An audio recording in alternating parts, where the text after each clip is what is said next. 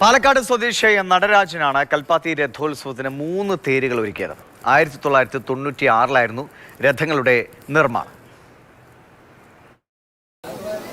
നമ്മൾ കൽപ്പാത്തി തേരിന് വരുമ്പോൾ ഈ മനോഹരമായ രഥങ്ങളൊക്കെ കാണുമ്പോൾ ആരാണിത് ഒരുക്കുന്നത്, എങ്ങനെയാണ് ഒരുക്കുന്നത്, അങ്ങനെ പല സംശയങ്ങളും ഉണ്ടാകും. നടരാജൻ എന്ന് പറയുന്ന ഇദ്ദേഹമാണ് ഈ തേരിന്റെ ഈ കാര്യങ്ങളൊക്കെ എങ്ങനെ ഒരുക്കുന്നത്, എങ്ങനെയാണ് ഇത് ഒരുക്കുന്നത്, എത്ര ദിവസമുള്ള ജോലിയാണ്? നമ്മൾ ഈ രഥം ഒരുക്കുന്നത് സാധാരണ കൊടിയേറ്റത്തിന്റെ ഒരു 10 ദിവസം മുമ്പ് രഥമെല്ലാം എടുത്തിട്ട് പുറത്തെടുക്കും. പിന്നെ അതിന് ഓടാൻ പാകത്തിന് ഗ്രീസ് കാര്യങ്ങളെടുക്കും. പിന്നെ അതിന്റെ മേൽ ചപ്രം കെട്ടുക എന്ന് പറയും.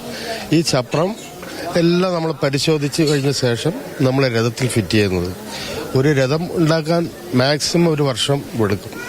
അതിൽ ഭൂതപ്പാർ മട്ടം, പേരൂർ മട്ടം, ചിറ്റൂർ മട്ടം, ദേവാസനം, സിംഹാസനം എന്നിങ്ങനെ 5 സ്റ്റെപ്പുകളായിട്ടാണ് രഥം നിർമ്മിക്കുക. ഇതിപ്പോ എത്ര നാൾ മുമ്പ് ആണ് നമ്മുടെ ഈ തേരുണ്ടാക്കിയത്? 1996 ഉണ്ടാക്കിയതാണ്. വിശാലാക്ഷി സമേത വിശ്വനാഥ ക്ഷേത്രത്തിലെ 3 തേരുകളും ചേട്ടനാണ് ഒരുക്കിയത് അല്ലേ? കാലയളവിൽ. പിന്നീട് ബാക്കിയുള്ള അലങ്കാരങ്ങൾ ഇപ്പൊ പല LED ലൈറ്റുകളൊക്കെ നമുക്ക് രാത്രി വരുമ്പോ കാണാം. അതൊക്കെ എങ്ങനെയാണ് റെഡിയാക്കുന്നത്? അതൊക്കെ എത്ര ദിവസം എടുത്തിട്ടാണ്? അതെല്ലാം ഒരു ദിവസം കൊണ്ട് ചെയ്യുന്നതാ. കാരണം ഈ രാത്രി വരുന്നവർക്ക് കാണാൻ ഒരു അഴകിനൊക്കെ വേണ്ടിയിട്ട് നമ്മൾ ഇത് മുഴുവൻ അലങ്കാരപ്പണികളൊക്കെ കഴിയും. എല്ലാം കഴിയാൻ പറ്റും.